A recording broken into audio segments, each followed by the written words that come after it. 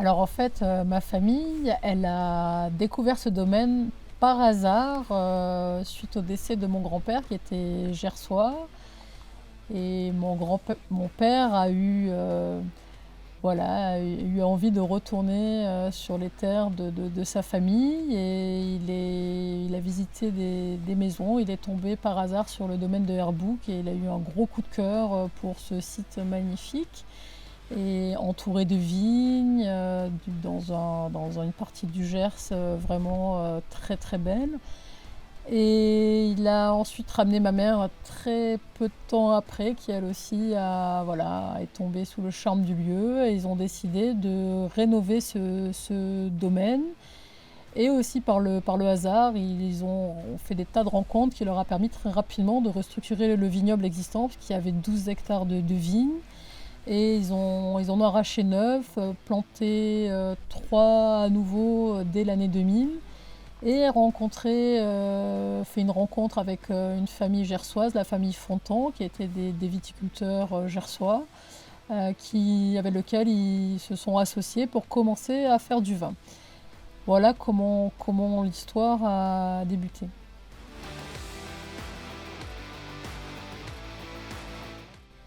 Moi aussi, je suis un peu arrivée par hasard. J'étais pas très loin, j'étais déjà à Toulouse, donc j'avais fait des études de commerce et je cherchais un petit peu le sens voilà, à ma vie professionnelle euh, que j'avais un peu de mal à trouver. Et en fait, c'est en venant ici, dans le Gers, à la campagne, alors que moi j'avais toujours habité en ville, ouais, j'ai découvert voilà, un univers que je ne connaissais pas vraiment, un monde, celui du vin, que je ne connaissais pas. Et comme mes parents, ils avaient déjà commencé rapidement à travailler, enfin à mettre en place une petite activité viticole, j'ai commencé à faire les vendanges, voilà, à m'intéresser à ce qui se faisait ici. Et j'ai rapidement décidé de suivre des cours de, pour découvrir l'activité viticole. Et j'ai entrepris un brevet professionnel de responsable d'exploitation agricole.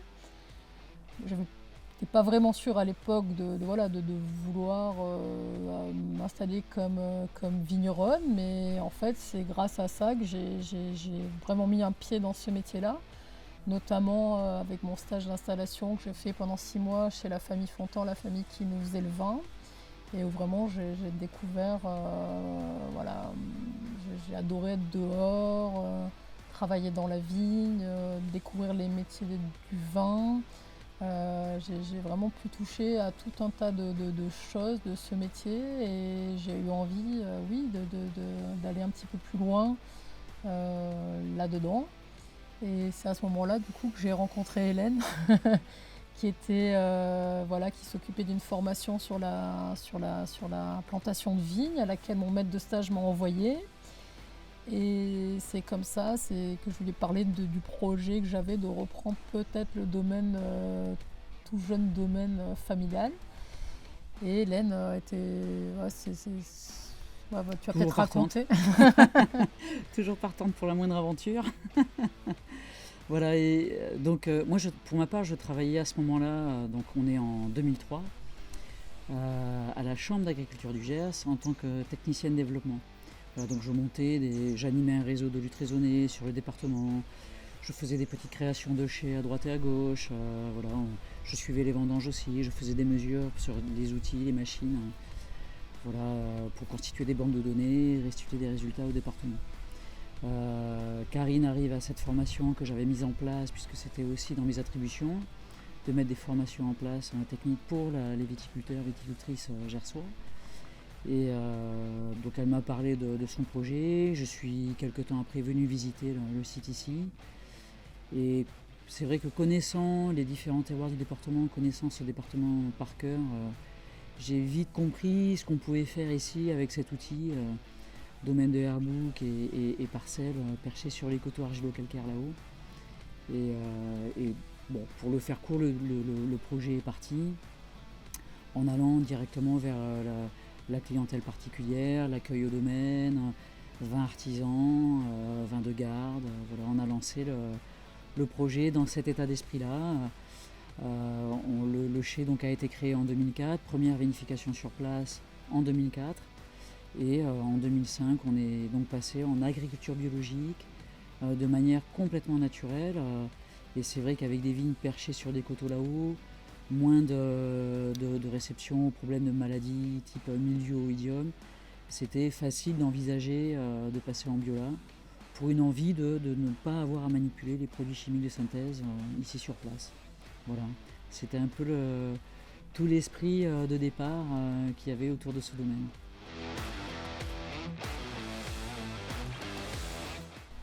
Alors, c'est une philosophie, la philosophie initiale de faire des vins artisanaux et de travailler avec des circuits courts et vraiment quelque chose qui s'est ancré au fil du temps. Nous, c'est un peu par hasard, au début du domaine, que les gens commençaient à venir ici par la curiosité de notre travail et des travaux qu'il y a eu sur les bâtiments. Et c'est vrai qu'on a rapidement commencé à accueillir les gens, à échanger sur notre métier. Et on a vraiment aimé ça et on a vraiment mis ça en œuvre au fil du temps, ce rapport privilégié avec les gens qui achetaient notre vin. Et c'est vrai que ce qui fait qu'aujourd'hui on a une particularité, c'est d'être un domaine qui a quand même une petite production, puisqu'on produit entre 15 et 30 000 bouteilles par an. On aurait une capacité de production un petit peu supérieure, ce qui nous laisse un petit biais de développement pour l'avenir. On est dans un modèle de vente directe qui nous permet vraiment de valoriser nos vins de manière optimale et qui nous permet aussi de nous concentrer sur notre production ici au domaine. Donc ça, c'est vraiment des choses qu'on a choisi de mettre en œuvre. Et aujourd'hui, un petit peu grâce au Covid, on les a actés de manière encore plus importante. On a refait un caveau de vente en 2020. On vient juste de finir une cuisine qui nous permettra de développer des petites activités autour de la cuisine et de l'œnologie. Justement toujours pour des petits groupes et des choses assez personnelles. Ça fait partie de nos envies avec Hélène. De travailler vraiment sur quelque chose de petite taille, avec une belle valorisation. Oui, puis de proposer des sessions à Cormet et vin, d'avoir un rapport direct entre gastronomie et vin, ici sur le domaine, qui est aussi une façon d'accueillir les gens sur place. Ça, c'était vraiment notre principal désir au départ, de faire de l'accueil au domaine. Donc les portes ouvertes festives, c'est une chose. Mais le fait de pouvoir créer des sessions plus intimistes autour de travail gastronomique de chefs qui font des plats en accord avec nos vins, ou autour de soirées vins et fromages qu'on animera nous-mêmes, ou de sessions d'apprentissage à la dégustation des vins, et d'ivins aussi d'ailleurs, beau lapsus, mais, et de perfectionnement aussi de la dégustation. Voilà, ce sont des choses qu'on a envie de mettre en place pour des petits groupes particuliers ou professionnels, pourquoi pas. Voilà, ça c'est dans un futur proche, on a envie d'aller vraiment vers ça. Et puis c'est une volonté aussi d'expliquer aux gens comment on travaille ici et ce qu'on a développé depuis le départ. Donc le fait d'être en agriculture biologique, donc label depuis 2010, le fait d'être en biodynamie concrètement depuis 2018, même si on faisait un travail transitoire plus restrictif le temps d'être en bio.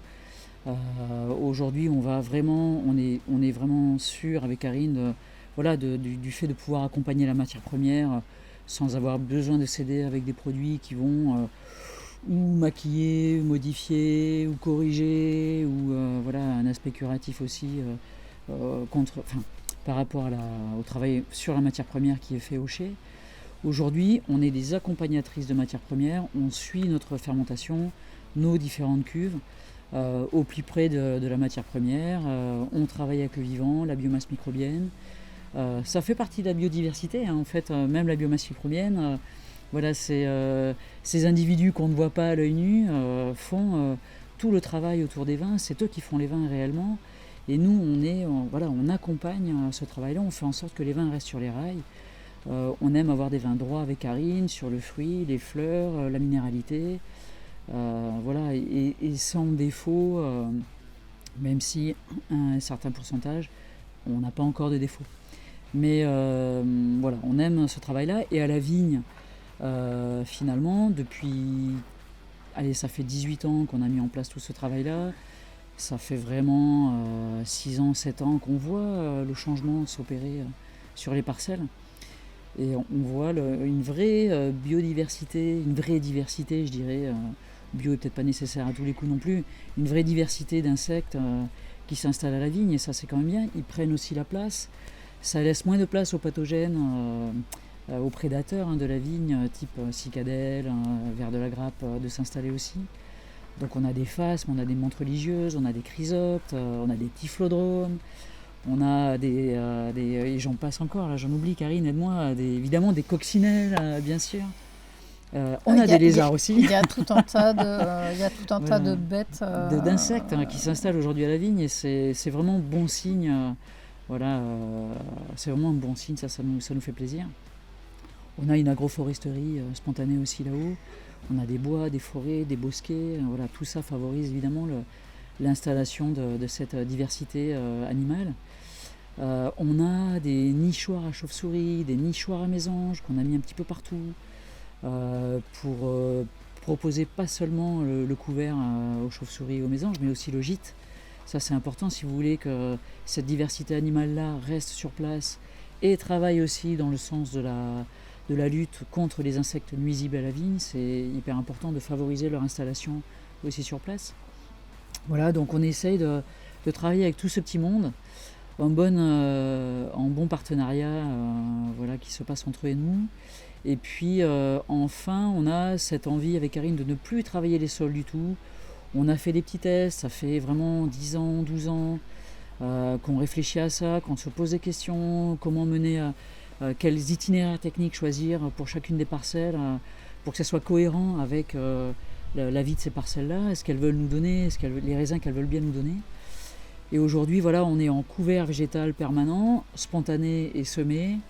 On veut créer un mulch, donc des paillis au sol pour garder le plus d'humidité sur le sol et que les insectes puissent encore plus se développer, les insectes prépondérants à la vie des sols, puissent se développer sous ce paillis, sous ces herbes. Les herbes, dans ce même temps, elles fissurent les sols elles-mêmes, elles travaillent les sols elles-mêmes, pas besoin d'aller y mettre une charrue là-dedans pour tout bouleverser la structure des sols, ce qui est une aberration totale aujourd'hui, on le sait. Voilà, c'est de l'ordre de l'information, donc on n'a plus qu'à aller l'accueillir, cette information-là aujourd'hui pour comprendre comment un sol fonctionne. Voilà, donc on est dans tous ces projets-là qui nous font super plaisir pour l'avenir. Ça minimise le passage des tracteurs, le nombre de passages des tracteurs, la consommation de fioul aussi. Si les herbes travaillent pour nous, plus besoin d'aller passer les charrues là-haut. On n'a plus qu'à désherber un peu sous le cavaillon.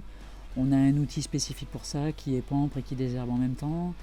Et on a les moutons qui passent aussi entre novembre et avril, qui nous aident à économiser un tour ou deux de passage de désherbeur en tout début de saison. Ils font un sacré travail, il y en a entre 400 et 500 à peu près brebis. On a des bergers sans terre qui passent chez nous avec des enclos dynamiques voilà, qui circulent, qui se décalent tous les 3-4 jours ou chaque semaine, ça dépend dans quelle parcelle ils sont. Et voilà, et tout ce petit monde travaille pour nous faciliter la vie aussi à nous. Et on adore ça avec Karine. On a bien d'autres projets encore, mais on ne peut pas tous les installer en même temps. Voilà, donc Karine a parlé tout à l'heure de ce qu'on faisait ici pour le no-tourisme. Voilà, chaque étape l'une derrière l'autre. Et puis on est vraiment ravis de ça.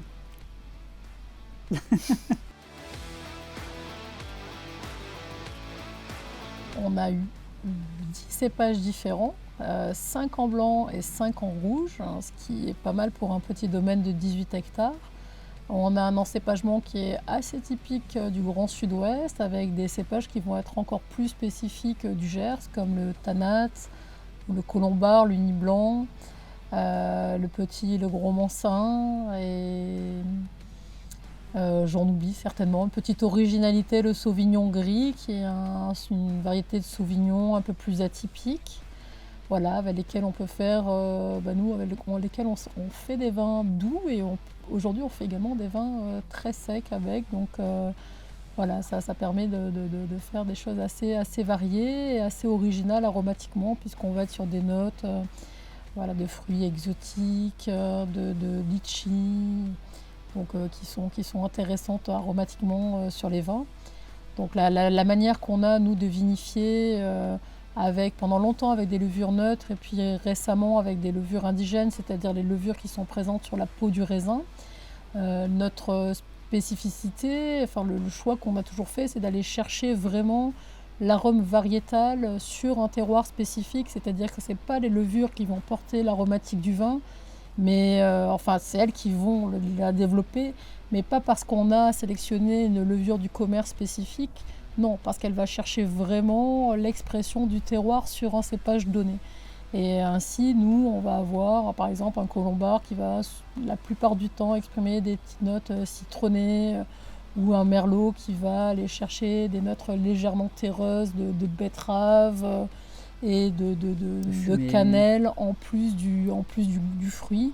Donc on essaie vraiment d'avoir ce travail-là et des vins qui vont vraiment s'ouvrir et vieillir de manière, enfin voilà, qui vont vraiment se développer avec le temps. On ne fait pas du prêt à boire, on fait des vins qui vont avoir une jeunesse, une maturité et vraiment qui vont se développer au fil du temps. C'est pour ça qu'on choisit vraiment d'utiliser très peu de produits, très peu de techniques, vraiment juste d'être des accompagnatrices de vin, de vraiment garder le plein potentiel du vin pour que le vin vraiment il vieillisse de la meilleure manière possible. Ça peut à l'inverse faire des vins sur la jeunesse qui vont parfois être un petit peu qui peut être un peu plus difficile, et c'est pour ça que nous en fait la jeunesse on va aussi avoir un élevage en bouteille de certains de nos vins pour que nos vins en fait puissent vieillir en fait tranquillement avant d'être commercialisés, de sorte qu'on vende des vins voilà, qui commencent déjà à être intéressants à nos clients. Et on a du coup trois gammes de vins maintenant, donc deux gammes qu'on fait depuis 15 ans, qui s'appellent les essentiels et les singulières, qui vont être un même type de vin et de vinification. Mais c'est au moment de l'élevage qu'on va séparer ces deux gammes. Les singulières vont correspondre à des élevages en barrique ou en jarre, plus longs, et qui vont apporter une complexité supplémentaire au vin, alors que les essentiels, c'est une cuvée qui vont uniquement être élevées en cuve inox.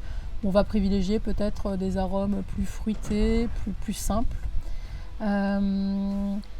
Voilà. Et depuis 4-5 ans, on développe une troisième gamme qui s'appelle l'Esprit de Airbook, où on essaie de faire des vins qui vont être un petit peu plus légers, plus rapidement buvables. Donc en fait, on va privilégier des extractions un peu plus légères, peut-être des rendements un petit peu plus élevés, mais toujours sans ajout de produits et de techniques. Donc ça, c'est quelque chose qu'on arrive à faire avec un peu plus de maturité, parce que finalement, contrairement à ce qu'on peut imaginer, faire des vins plus légers sur nos terroirs, c'est pas ce qu'il y a de plus facile. Donc en fait, c'est notre entrée de gamme, mais l'entrée de gamme, comme je dis toujours, c'est une gamme qui pour nous a été plus compliqué à créer que finalement les deux autres gammes où on fait juste accompagner des vins qui seront un peu plus